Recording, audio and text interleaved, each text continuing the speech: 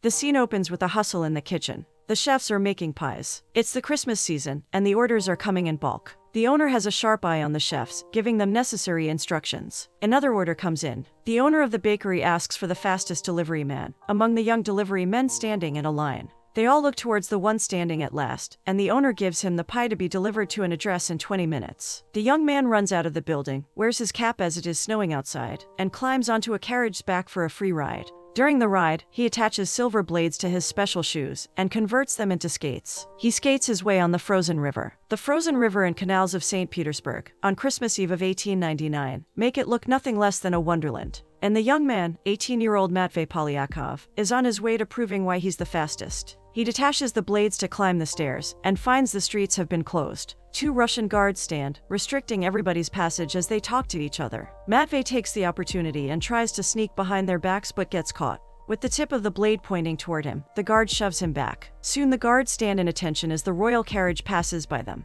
The streets are blocked for the passage of the royalty, and Matvey doesn't look happy. He stares at the carriage in contempt. Alisa is distracted by the ice formed on the windows. She traces a shape on it. Her teacher slams her stick on the table to get Alice's attention. Miss Jackson asks her questions on etiquettes, and she answers each one of them flawlessly. It is time for a lunch break, and Miss Jackson leaves before reminding her of the topic to be discussed after the break. The Tsarist minister, Nikolai Nikolaevich, arrives at the dining. He is Alice's father, and the street was blocked for his arrival. After the family sits around the table, Nikolai's wife, Severina, hands him an invitation to the Grand Duke's New Year's Eve ball. Nikolai reads the newspaper and reads the news about the French using electric bulbs to light the Eiffel Tower on New Year's. He thinks they are doing it to regain their lost grandeur. Alisa voices her opinion about women having access to higher education in France. Nikolai believes that women don't need higher education. He counters her statement by stating that because France is providing higher education to women, that is why they are producing free thinkers and rebels. And a respectable lady should have nothing to do with it. Nikolai loses his cool and slaps his hand on the table when Alisa mentions Queen Victoria. Suddenly, Severina screams. Something touched her from under the table. She is a woman who holds mystified opinions because of a lack of education and rationale. She thinks it was a spirit or an astral body that touched her, but it turns out to be Alice's pet rabbit. Alisa again is chided for that. Matvey comes back after delivering the pie. He hands the owner the money. The owner takes the money and gives a coin to him. He then asks Matvey to get out and leave the delivery box there. The client canceled the order because Matvey was late in his delivery. Matvey tries to explain that the road was blocked, but the owner is not ready to listen to him. He calls Matvey a derogatory term which makes Matvey demand the entire previous month's salary. Instead, he is thrown out of the bakery. Alisa is interested in science, but has to keep her hobbies a secret from all except for her maid, who brings her whatever she asks, like the frog and the journal. Matvey has nothing to do, so he skates around the town. He finds an empty tin box and starts kicking it, and accidentally bumps into a group of men. One of them falls. Matvey apologizes, and the men leave, looking annoyed. Matvey finds a pocket watch that dropped from the man's coat when he fell. Matvey calls out to him but to no avail. So he chases the man through a busy street, but soon loses him. Once out in the open space, the man, whose name is Alex, suddenly appears in front of him and asks why he is following him. Matvey says he had dropped something and shows him the pocket watch. Alex is impressed by Matvey's dexterity. He asks him where he learned to skate. Matvey says he used to do this for work, but got fired from there that day. Alex asks him if he needs a job and asks him to meet at Devil's Bridge at midnight. He takes the watch from Matvey and keeps it in his pocket with 5 others. Alex helps his dad, a lamplighter, in the evening. While lighting the lamp, his dad starts coughing and is about to fall, but Alex prevents him from falling. They walk back home, and his dad talks about how things don't happen by chance, but are meant to be. He cheers his son up because he thinks Matvey looks gloomy. He then asks him not to worry about losing the job, and says he'll get a better one next time. His father then inspects the blades of his skates and, after chiseling them, gives them to Matvey. The skates were passed on to Matvey from his dad. Severina talks about the rude behavior Alisa displayed at the dinner table to Nikolai. She thinks such an attitude needs to be tamed, and can be done if they get Alisa married. Alisa has her toad laid down on a clean cloth and is about to dissect it, when the maid, her confidant, walks in and gasps. She asks what sorcery she is doing. Alisa brushes her off, saying it is science. Once his dad has gone to bed, Matvey sneaks out to meet Alex. He skates on the frozen river and makes his way farther, till he reaches an isolated place. A man stops him, as it is their territory. Matvey spots Alex among the groups and says he invited him. Alex smiles and introduces himself. He introduces his group members as Graf, the other man behind him as Chingiz, and the man who stopped him as Fly. Matvey asks why he is named so, and Fly explains it is difficult to catch him. While Alisa reads her science journal, her maid, Prosha, is trying to conjure her future husband using a mirror. Alisa laughs at her innocence. Matvey asks how long their group has been stealing. Alex corrects him. They are not stealing, and justify their actions by saying whatever they take is from usurpers. They target landowners, merchants, officers, police servants, and nobility. Matvey asks if the emperor is also their target. Alex gets serious and, in an intimidating way, asks Matvey if he is an agent, but then laughs, as if he was joking. While taking a spin, Alex explains to Matvey about the bourgeois, the ruling class that lives off capitalistic income from hired labor. Matvey stops upon seeing the emblem and shares that the carriage, because of which he was stopped and lost his job, had the same emblem. Alex recognizes them as aristocrats. They have decided on their first victims. They all climb the fenced wall, and Matvey climbs onto Alice's balcony. Matvey starts vandalizing the emblem. Alisa is done reading. She blows out the candles, but when she comes to blow out the one near the mirror that Prosha was using to conjure her future husband, she sits in front of it. Matvey gets a glimpse of someone moving inside the room, so he backs out and hides. She is about to blow them out too, but sees a face in the mirror. It is Matvey peeking from the window. She comes out to check and finds Matvey hiding. He pleads with her not to scream. She shoves the burning lantern on him, and his sleeve catches fire. He jumps down from the balcony and tries putting the fire off using snow. The group of thieves laughs at him, and one of them helps him up. They then run out of there before anybody comes. Once outside the mansion, Matvey says he's going home. Alex offers him a place in their gang, and Matvey says he'll think about it. After he leaves, Alex and Fly make a bet. Fly doesn't think he'll come back, but Alex vouches for Matvey. The next day, Prosha comes to wake Alisa up. She asks if Alisa did the ritual last night, and Alisa smiles. Prosha gets excited and asks many questions about how that man was, but Alisa says he is the opposite of what Prosha might think he is. Nikolai is to preside over a meeting. All the aristocrats gather. Two of them discuss how his daughter is popular news as her mother has left the young duchess a hefty dowry. As the meeting commences, one of the aristocrats, Alexander Ivanovich, showcases a truncheon and compares it with the sabers that are usually carried up until now. Nikolai asks if they will be imported from England, but Alexander says they will be manufactured in Russia in a factory near Chile. Nikolai, turning towards the others, asks if any one of them would like to give their opinion about them. Arkady, one of the two men talking before, takes the initiative and introduces himself as the one from the Department of Public Order and Safety. He points out that introducing the truncheon, which is a representation of modernization, may be misinterpreted. If the people are not afraid of the sabers the policemen carry, then the consequences can be unpredictable. Nikolai asks Arkady if he is related to Count Mikhail Trubetskoy, who, indeed, is his father. Nikolai then turns to Alexander and confronts him about the percentage of share his father-in-law holds in the factory near Chile. Nikolai brushes this aside, because their main concern this festive season is pickpockets. Arkady points out that these notorious beings use ice skates to carry out their deeds, but he has a solution for it. Matvey comes back to the gang the next day. They are in a fairly crowded market, and the gang gets into action. Very swiftly, they can steal wallets and other valuables without anybody noticing. Alex teaches him the basics of the strategies they follow. The skates give them the advantage of being swift on their feet, so they need to be quick with their hands. They make Matvey practice on them before sending him to the field. Once Matvey becomes adept at stealing skills, Alex smiles at his creation. Matvey's father asks him why he's been getting up early, and Matvey replies he's got a new job.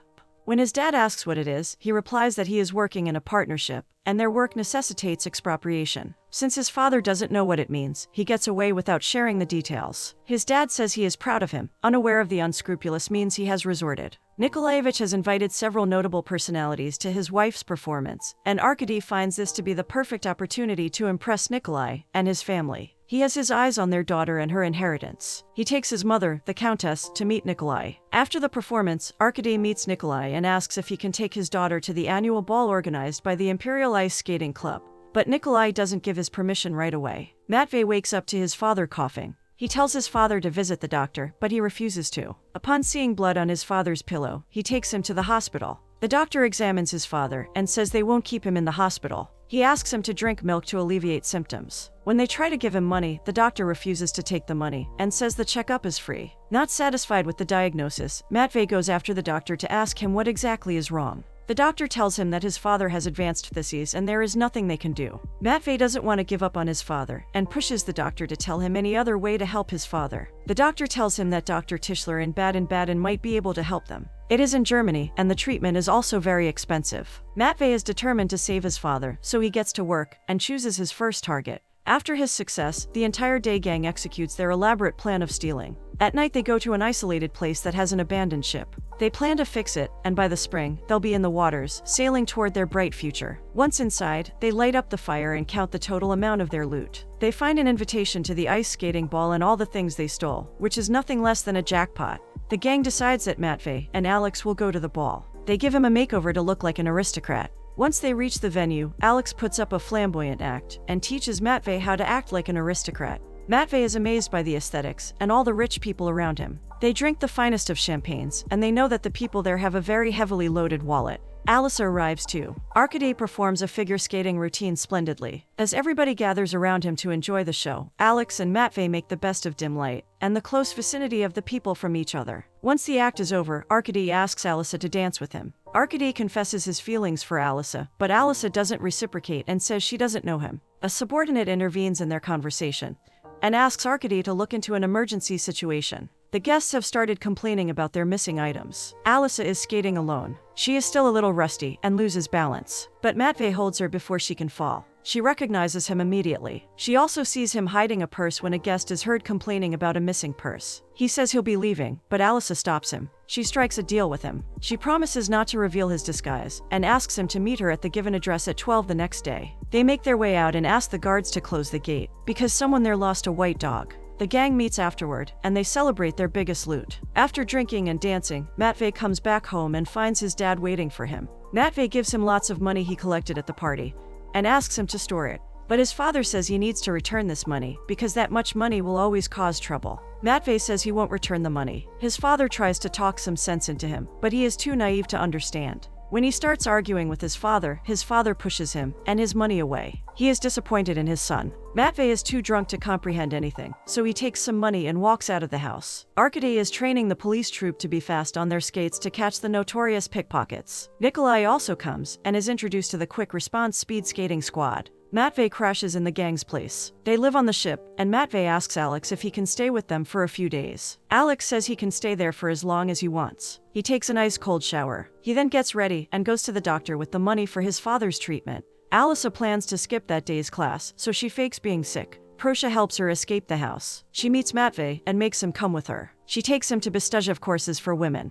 She asks him to pretend to be her husband. She wants to enroll herself in one of the courses, but the law requires the consent of a father or a male partner. Alyssa is called next. She completes a formula in front of the jury. The jury starts discussing when the door opens, and a man steps in. He is a member of the jury, but got late. The man introduces himself to Alyssa as Dmitry Ivanovich Mendeleev. He looks at her solution and is impressed by her work. He turns to his colleagues and suggests they enroll her. But the other panelists want to know if she has permission from her father or husband. She says she has the permission of her husband, and he has come with her. The panel invites him into the examination room. Matvey comes in and says he agrees to everything. He then fumbles a little, but they need written permission, and the panel asks him to write it there. Matvey is very hesitant. Dmitry encourages him not to be shy, and go ahead. The hesitation raises suspicion, and one of the members asks the name of the church they got married. They both say different names, which gives away their pretense. Alyssa is asked to leave. She is furious to have missed the chance. Angrily, she pays Matvey by giving him her earrings for his time, and rides back home.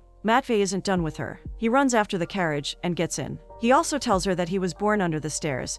He can't read, and he steals from the rich. But he adds that her kind has been stealing from the poor for centuries. They argue a little before Matvey hands her earrings back to her. She apologizes and says she didn't mean to offend him. He asks her why she wants to study. She says she wants to use her knowledge to make the world a better place, find cures for incurable diseases, and make lives better. Once they reach, Matvey asks for her name. With a smirk, she replies Alyssa Maria Augusta von Schlessenberg-Vyevskaya. And when she asks for him, he replies, simply Matvey. She insists on paying him, but he resists and invites her on a tour in the evening. He promises to show her a different St. Petersburg. She doesn't agree to the date, but gives Matvey hope that someday she might go on a walk with him. Nikolai is presented with a motor vehicle as his Christmas present from Severina. He is amazed at the machinery. After Nikolai has tested his new vehicle, Severina turns to Alyssa and presents her with a cage for her pet rabbit. They decide to go to the Christmas dinner in their new locomotive. But Alyssa excuses herself, saying she is still unwell. She is hurt by the present she has got, which in a way, reminds her of her situation. Soon after, Matvey comes to take Alyssa to show her around. He takes her skating.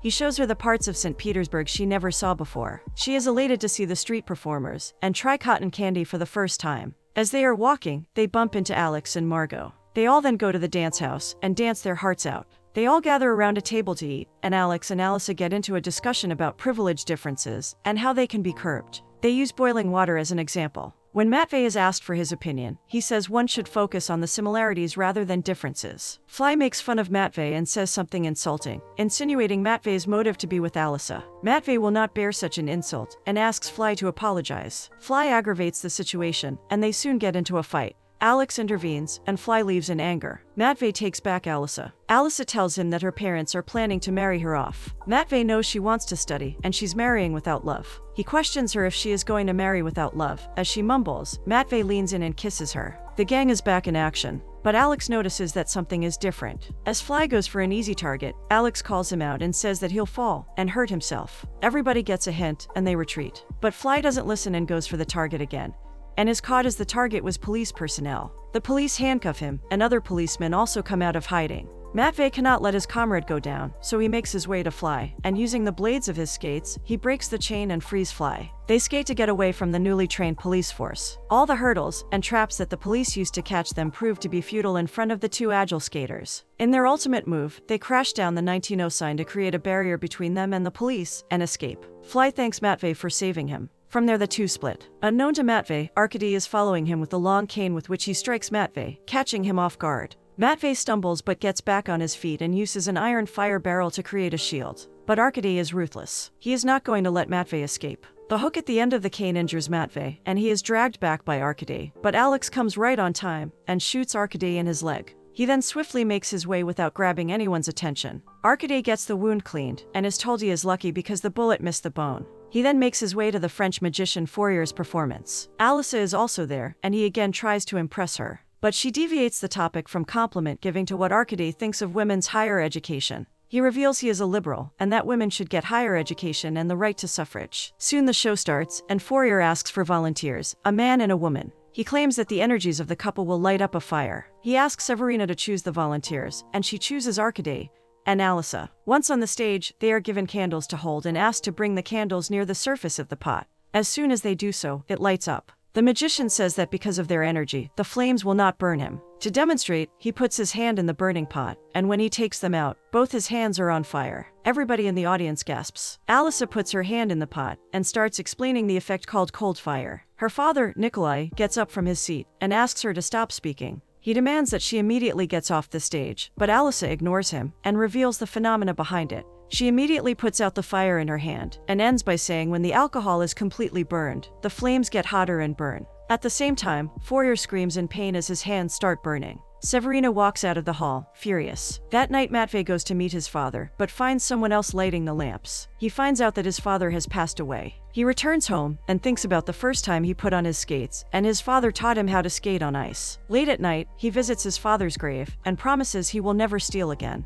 Nikolai enters Alice's room and finds her reading a science book. He orders the helps to set all her books on fire. Prosha cries for her friend as her books are set ablaze. Miss Jackson is fired. She comes to meet Alyssa to tell her that she is leaving for England the next day. She confesses that the spark in Alice's eyes, to learn and gain knowledge, has inspired her to pursue her dreams and, for once, swim against the current of the river. She gives Alyssa her last lesson. She tells her not to live by the rules set by others, and encourages her to live by her own rules. She makes Alyssa promise that she will follow her dream. Matvey goes to meet Alex and the others one last time, and gives them the money back. He says he has made a promise to his father, so he will not continue with them. The same night, Alyssa runs away from home. She takes her father's motor vehicle and breaks the gate open. She finds Margot and asks for Matvey. Margot takes her to their ship dwelling, and Alyssa tells Matvey that she has left home to go to Paris to study chemistry. She adds that she has bought jewelry which would suffice the cost of the tickets and the treatment of his father. Everybody looks solemn, and Alyssa guesses what might have happened. She hugs Matvey. Matvey prepares the bed for her and tells her he'll go to the station the next day to get a ticket for France. She asks him to come with her and spend an intimate moment.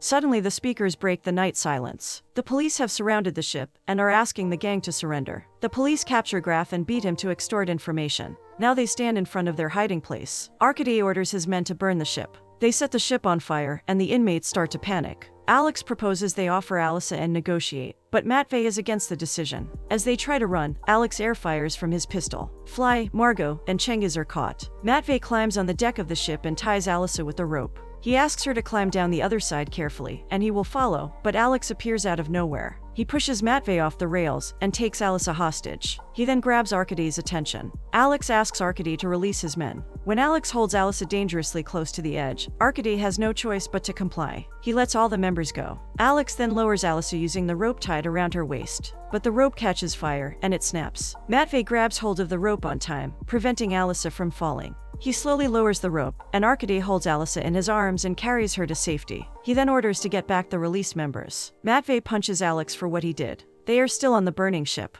Alex lets Matvey take his anger out on him. He then tells him to jump as the ice has melted. Matvey asks about him, and Alex says the captain of the ship goes last, or goes down with the ship. Matvey jumps. The police see Alex standing on the edge. They fire at him, and one shot hits him in the heart, ending him instantly. In the cold waters, Matvey tries grabbing Alex, but he is long gone. Alex sacrificed himself to save Matvey. Arkady takes Alyssa home, and once they reach, he requests Nikolai to forgive Alyssa. Some fishermen find Matvey, who is hypothermic and frostbitten. They take him to the doctor. He is barely alive. The pickpocket gang was liquidated, and their leader, Alex, a repeated offender, was put to eternal sleep. Alyssa is mentally broken from the incident. One day she is told that Prince Arkady has asked for her hand in marriage, and Nikolai has agreed to this marriage. The family decides to announce the engagement tonight at the New Year's ball. In the hospital bed, Matvey doesn't have a pulse. The doctors do everything to resurrect him, but to no avail. In a flashback, Matvey listens to his father telling him always to look forward. Suddenly, Matvey's lifeless body shudders as he gasps for air. He has come back from the dead. The doctor checks him, and he looks fine. The doctor then gives him an envelope with money in it, saying his father was brought here, but the money couldn't be utilized, so he gives the money back to Matvey. Matvey takes a bill from the bundle and goes to hug the doctor. He slips the envelope inside the doctor's pocket and leaves. Matvey waits for Alyssa outside her mansion, and once he sees them going in their vehicle, he follows them skating with the silver blades he inherited from his father. They reach the masquerade ball. Matvey also enters the ball, disguised as a server. Alyssa feels as if the place is spinning. She asks Arkady if she can step out for some time. He wishes to accompany her, but she insists she wants to be alone. Matvey finds her looking lost. He approaches her, and she is shocked to see him alive. He shows her 2 tickets to Paris and says they can still make it. Matvey mistakenly drops 1 ticket, which is found by Arkady. He understands the situation and sends his men to find Alyssa. Matvey and Alyssa skate towards the station. They reach the station on time, but Matvey soon realizes he has lost 1 ticket. He urges Alyssa to go ahead, as he sees Arkady walk towards them with the other ticket in his hand. He asks the conductor not to let her out, even if he doesn't return. Matvey walks towards Arkady, and they get into combat. The train starts to move, and Matvey manages to get the upper hand in the fight.